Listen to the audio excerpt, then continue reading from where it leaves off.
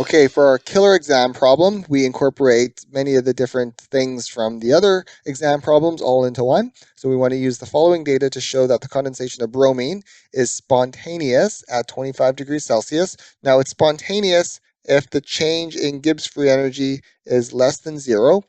And what's going on is we have bromine condensating, so it's going to go from a gas, and it's going to go from a gas to a liquid. So I'll just write out here 2Br2 as a liquid. Now, to show that this is less than zero, we have our Gibbs free energy equation. Gibbs free energy is equal to the change in enthalpy minus temperature times the change in entropy. So we have the enthalpy here. Enthalpy change is here. That's sort of here actually. Uh, this is a vaporization. Maybe this is a good time. This is a vaporization, and here we're condensating. This is condensation of bromine. So if we were to go this way, this is vaporization, right? This is vaporization. So our delta H is going to be positive 30.9 kilojoules per mole, because we got to put energy into the system if we have a liquid and we're boiling it, turning it into a gas. That takes energy, positive 30.9. But that's not what we're doing here. We're condensating it. So it's undergoing condensation. So we're going this way. So this is condensation.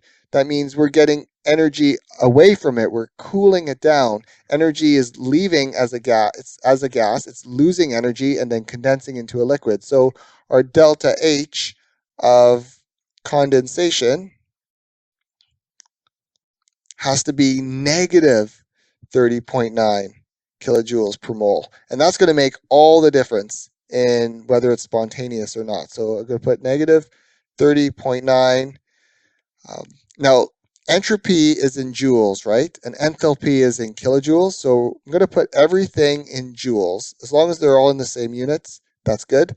But there's 1,000 joules in a kilojoule, so I'll do times 10 to the 3 joules per mole. Okay, glad we got that out of the way. Negative temperature. Now the temperature is 25 degrees Celsius, but we want this in Kelvin. So if we add it to 273.15, it's 298 Kelvin. Now we need the entropy change. And the entropy change, all we have are molar entropies. The entropy change is the products minus the reactants. So we're making a liquid. So that's 152 joules per mole Kelvin, and we're subtracting it from the sum of the reactants, which is the gas, which is 245. That's a 5 joules per mole Kelvin.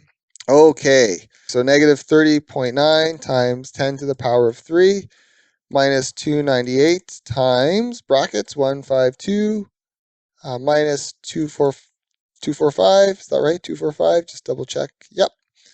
Is negative, there we go, negative 3186, right on. So negative 3,186 joules per mole. So our delta G is less than zero, therefore it's spontaneous. Cool beans. All right, everyone, I hope you enjoyed it. Hope you got some value from solving these phase change, entropy and phase change problems.